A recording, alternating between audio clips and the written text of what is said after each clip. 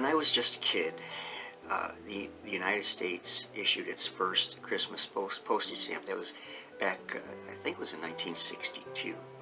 Now, many nations produce beautiful works of postal art for the Christmas season on their stamps. And a lot of stamp collectors collect nothing but Christmas stamps, and believe me, there's an awful lot of them to choose from. Now, the stamp I'm going to tell you about right now was never intended originally to be a Christmas stamp. And if you do collect Christmas stamps or postage stamps in general, this stamp can still be obtained relatively inexpensive for your collection. So, everything starts someplace, correct? Well, except God. He's always been and always will be, and I'm very thankful for that. But for the beginning of Christmas stamps, we have Canada to thank. That's my neighbor to the north and to the east for the beginning of that stamp. But we go back to December 7th, 1898, and it is a fascinating story. The stamp was never intended, as I said, to be a Christmas stamp.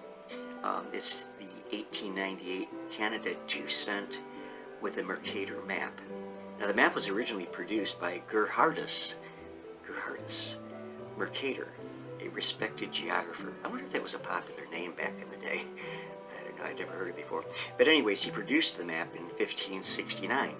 And besides the rather prosaic title of Christmas stamp, it is also called the equally prosaic map stamp, or the Imperial Penny Postage Issue. In 1897, the Universal Postal Union Conference was held in Washington, D.C., and delegates for the British Empire were on hand, and of special note was the Postmaster of Canada, Sir William Mullock.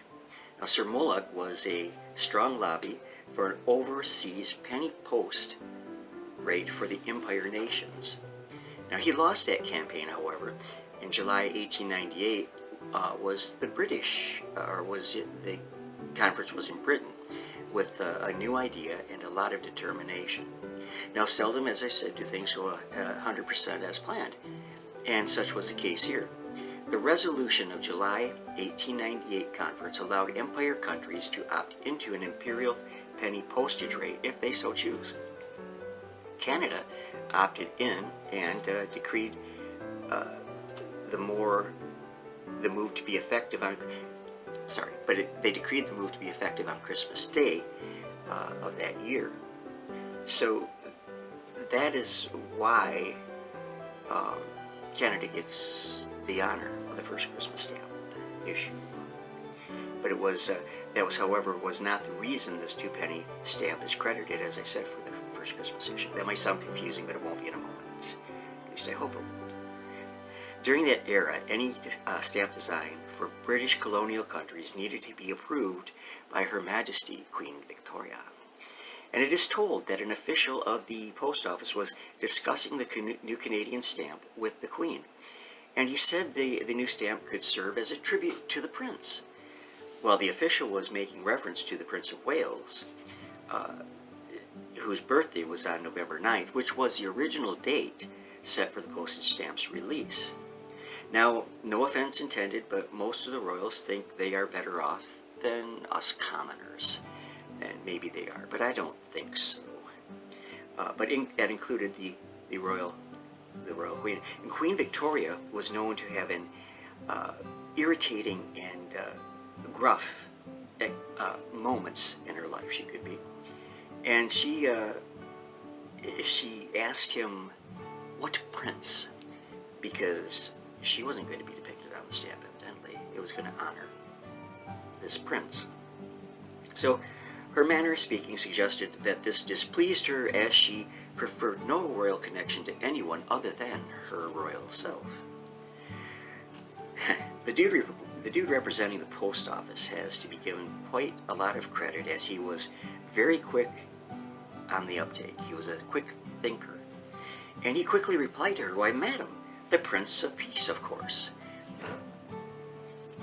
And of course he was making reference to the Blessed Christ Child. And as a result, when the stamp was at last released on December 7th, 1898, it featured not only Mercator's map, but also the words Xmas 1898. And so it became known as the very first Christmas postage stamp. But it was not until 1964 that Canada began regularly issuing their Christmas stamps. Now, what about the use of the term Xmas rather than Christmas? Now, whilst I would still rather see Merry Christmas than Merry Xmas, it was not meant as a slight to our Lord Jesus Christ in the beginning, though nowadays I do believe it was an attempt to erase his mention. According to internet sources, the X was used as a handwriting abbreviation. You see, the X comes from the Greek letter chi, or chi, which is the first letter of the Greek word Christians, which becomes Christ in English.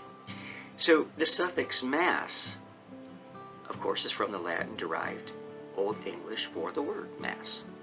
Wikipedia also added this: there is a common misconception that the word Xmas stems from a secular attempt to remove the religious tradition from Christmas by taking Christ out of Christmas, but its use dates back to the 1500s. So there you have it. That's the story of the first postage stamp ever issued. Now, I'd like to remind you of one thing, to check out my Christmas playlists here on my channel, because in past Decembers for the last couple of years, I have published to YouTube probably hundreds of Golden Age radio programs, comedy, drama, all Christmas themed, and there's some great stuff there. Fibber McGee and Molly, The Great Gildersleeve, R. Miss Brooks, and so many others. And then I've also done a lot of Christmas comic books that if you've looked at any of mine on here, you see how I edit them. So there are a lot of those on my Christmas playlists also, and some books that are actually just read. And then there are some personal Christmas memories. This year I'm not going to do anything with the radio shows, because I think that I've covered most of them that anybody could want to hear. So this year, except for this video, most everything I'm going to be doing are personal Christmas memories that I hope you'll enjoy hearing about. So, hope you enjoyed this story, The First Christmas Stamp. Thank you for stopping by. I love you all. God bless you, and I hope you have the merriest Christmas season ever. God bless.